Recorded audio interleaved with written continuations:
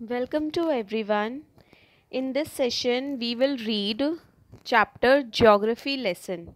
This chapter is taken from the book Mulberry and ये छोटी सी poem है तो फिर let us start reading. So this poem is about a teacher and how he influenced his students. तो ये जो poem है ये एक टीचर के बारे में है और इस बारे में है कि कैसे एक टीचर अपने स्टूडेंट्स को इन्फ्लुएंस करता है. इन्फ्लुएंस मतलब आगे बढ़ने के लिए प्रोत्साहित करता है. The poet feels that what we learn from our teachers. जो पोएट है जिसने ये पोएम लिखी है वो ये फील करता है, उसको ये लगता है कि जो भी हम अपने टीचर से सीखते हैं is much more important than the books they teachers. वो जो टीचर हमें बातें सिखाता है वो बातें बुक्स से ज़्यादा इम्पॉर्टेंट होती है. बुक्स में जो पढ़ाया जाता है, जो बातें बुक में लिखी होती है, उस बुक से भी ज़्यादा सीख हमें एक टीचर खुद से देता है. They teach us with what have you learn from your teachers. तो जो भी वो हमें सिखाते हैं, so what have you learn from your teachers.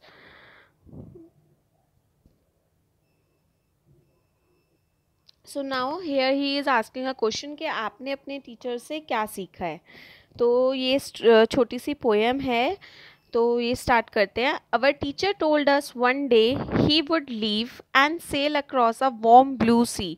तो जो हमारा टीचर है, पोएट बोलता है, कहता है अवर teacher told us one day, हमारे टीचर ने हमें एक दिन कहा, ही वुड लीव कि वो जाना चाहता है, and sail across a warm blue sea, और वो किसके ऊपर से कहाँ घूमना चाहता है, वार्म ब्लू सी. अब वार्म ब्लू सी का मतलब यहाँ पे ये है कि बहुत सुंदर सी कोई जगह हो जहाँ पे अच्छा सा सी बनी हो, समुद्र हो, और उसके ऊपर से वो सेल करते हुए जाए. जैसे हम शिप से हम जाते हैं पानी के ऊपर तो उसे सेलिंग कहते हैं, उसे सेल कहते हैं. ठीक है, तो वहाँ से वो होते हुए जाए to places he had only known from maps. और वो कह रहा है कि वो उन जगहों पे जाना चाहता है जो जगह उसको सिर्फ मैप्स से पता चली है. कि जो भी ये स्पेशली ज्योग्राफी टीचर के बारे में बात करी गई है इस पोएम में. अब आपको पता है कि ज्योग्राफी के टीचर्स जो हमें क्या सिखाते हैं, हमारी पूरी दुनिया में डिफरेंट जो प्लेसेस है उनके बारे में सिखाते हैं. तो ये पोएम में जो ये इसमें जो टीचर की बात बताई जा रही है कि टीचर कह रहा है कि मैं उन जगहों पे जाना चाहता हूँ जो मुझे मैप से पता चले कि मैप में ये जगह यहाँ पे है, यहाँ पे है. अभी वो वहाँ पे रियल में गया नहीं है. And all his life had long to be, और पूरी लाइफ भर वो वहाँ जाने का लॉन्ग मतलब वहाँ जाने की उसकी इच्छा थी टीचर की. वो चाहता था कि वो वहाँ पे जाए. The house he lived in was narrow and grey. तो अब टीचर के घर के बारे में बोल रहे हैं कि जो घर है टीचर का वो ज़्यादा बड़ा नहीं है, छोटा सा हाउस है. But in his minds I he could see, लेकिन अपने माइंड्स आई मतलब अपनी मन की आंखों से, लाइक हम अपने इमेजिनेशन में जो देखते हैं ऐसे ही उसने, जो टीचर ने अपने मन से सोचा.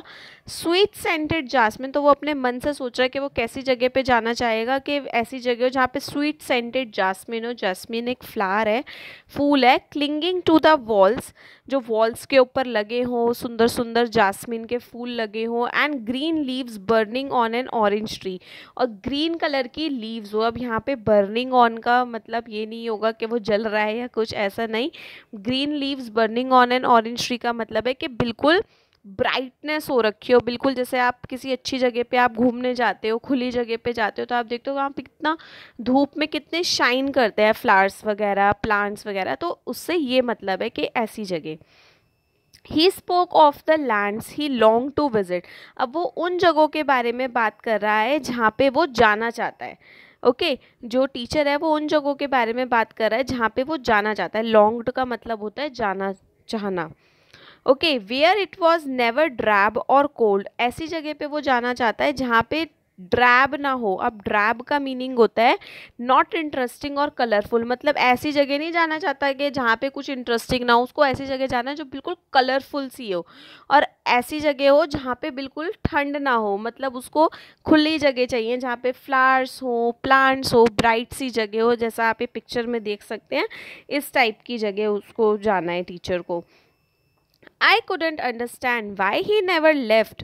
अब वो जो पोएट है, पोएट कहता है मुझे कभी ये समझ नहीं आया कि वो क्यों नहीं गए कभी। And shook of the school strangle hold, और वो कहते हैं कि क्यों नहीं उन्होंने अपना पीछा छुड़ाया इस स्कूल के स्ट्रैंगल होल्ड। स्ट्रैंगल होल्ड मतलब जो स्कूल की पकड़ है, जैसे कोई भी जॉब करते हैं या फिर कुछ भी करते हैं तो वहाँ से छुट्टी जल्दी से नहीं मिलती, वहाँ से आपको लीव नहीं मिल सकती। तो वो कह रहे हैं कि आप अपने जो स्कूल की जो पकड़ है, स्ट्रैंगल होल्ड है, मतलब जो स्कूल से उन्होंने अपने आप को क्यों नहीं छुड़ाया और वो क्यों नहीं घूमने गए। Than half way through his final term, और बीच रास्ते में, हाफ वे मतलब और बीच में ही, थ्रू हिज फाइनल टर्म, जब फाइनल टर्म चल रहा था स्कूल का, ही टुक इल, वो बीमार पड़ गए। एंड नेवर रिटर्न, और वो कभी फिर स्कूल वापस नहीं आए। ऐसा आप यूजुअली अपने स्कूल में देखते होंगे, आपकी कोई फेवरेट टीचर होती होंगी या फिर आपके कोई फेवरेट सर होते होंगे जो कभी शायद बीच में बीमार पड़ गए होंगे और स्कूल नहीं आ पाए वापस, तो ऐसा हो जाता है। He never got to that place on the map, वो कभी उस जगह पे नहीं गए जो जगह उन्होंने मैप पे देखी थी। Where the green leaves of the orange trees burned, ऐसी जगह वो नहीं गए जहाँ पे ग्रीन लीव्स थी, ब्राइटली लीव्स थी, ब्राइट कलर की, है ना, बहुत अच्छी सी जो जगह थी, ये जो पिक्चर में दिख रही है इस टाइप की जगह वो कभी नहीं गए। The maps were redrawn on the classroom wall, और अब उनके जाने के बाद बता रहे हैं कि उनके जाने के बाद फिर से क्लासरूम में उनकी जगह नया टीचर आया और फिर से नए टीचर के लिए नए नए मैप्स बने। मतलब जैसे नया टीचर आएगा तो वो अपने अकॉर्डिंग काम करवाएगा, जो उसके हिसाब से वो काम करवाएगा, तो फिर से क्लासरूम पे नए नए मैप लगे। हिज नेम फॉरगॉटन, जो पुराने सर थे जिनकी अभी बात हो रही थी जो बीमार हो गए, उनका नाम बच्चे भूल गए। ही फेडेड अवे, धीरे धीरे लोग उन्हें भूलने लग गए, स्कूल के स्टूडेंट्स उन्हें भूलने लग गए। But a lesson he never knew he taught is with me to this day, लेकिन वो ऐसा लेसन मुझे सिखा गए, वो मुझे ऐसी बात सिखा गए जो उन्हें खुद भी नहीं पता, और वो मेरे साथ वो बात आज तक भी है। टीचर्स आपको जब भी पढ़ाते हैं, पढ़ाते हुए वो आपको कुछ ऐसी एक दो बातें होती है जो आपको बातों बातों में वो खुद बता देते हैं और उन्हें पता भी नहीं चलता, और वो बातें आप इतने बड़े हो जाते हैं और बड़े होने तक भी आपको याद रहती है कि हाँ सर ने ऐसा कुछ कहा था, मैम ने ऐसा कुछ कहा था। तो इस तरीके से, तो फेडेड अवे का एग्जैक्ट यहाँ पे मीनिंग है वॉज फॉरगॉटन बाय एवरीवन, मतलब भूल जाना, कि सब लोग जिस बात को जब भूल जाते हैं उसे कहते हैं फेडेड अवे हो जाना बात को। I travel to where the green leaves burn, वो कहते हैं मैं उन जगहों पर गया जहाँ पे ग्रीन लीव्स बर्न, मतलब ऐसी जगह पे गया जहाँ पे बिल्कुल ब्राइटली ग्रीन कलर की लीव्स दिख रही थी, ग्रीन कलर के पेड़ पौधे अच्छी तरह दिख रहे थे। To where the ocean glass clear and blue, मैं ऐसी जगह गया जहाँ पे ओशियन था बहुत सुंदर सा और बिल्कुल क्लियर सी, सुंदर सी, प्यारी सी जगह थी। To places our teacher taught me to love, मैं उन जगह गया जहाँ पे हमारे टीचर ने हमें सिखाया था टू लव, उन जगहों को पसंद करना, ठीक है। But which he never new, लेकिन वो जगहों को वो खुद ही नहीं जानते थे, मतलब वहाँ पे वो कभी गए नहीं थे, लेकिन उन्हें फिर भी उन जगहों के बारे में सिर्फ उन्होंने मैप से हमें पढ़ाया था, वो उन जगहों के बारे में उन्होंने हमें बताया जिन जगहों को वो खुद पर्सनली नहीं जानते थे, जहाँ पे वो खुद भी नहीं गए थे। So this poem is by Brian Patten, ये ब्रायन पैटन की साइड उनकी तरफ से स्टोरी है, इनकी स्टोरी है। And he was born in Liverpool, और ये लिवरपूल एक जगह है, वहाँ पे बॉर्न हुए थे। And grew up in a working class neighbourhood, और ऐसी जगह पे बड़े हुए थे जहाँ पे वर्किंग क्लास है।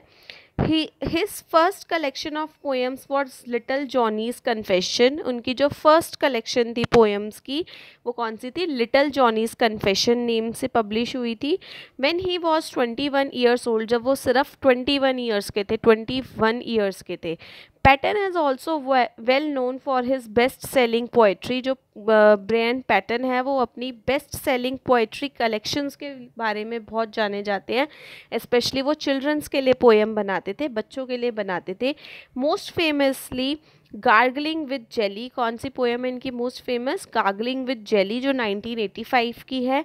एंड जगलिंग विद जर्बिल्स 2000 में बनाई थी। From which this poem has been taken, और उसी में से ही, जगलिंग विद जर्बिल में से ही ये वाली पोएम ली गई है, ज्योग्राफी लेसन।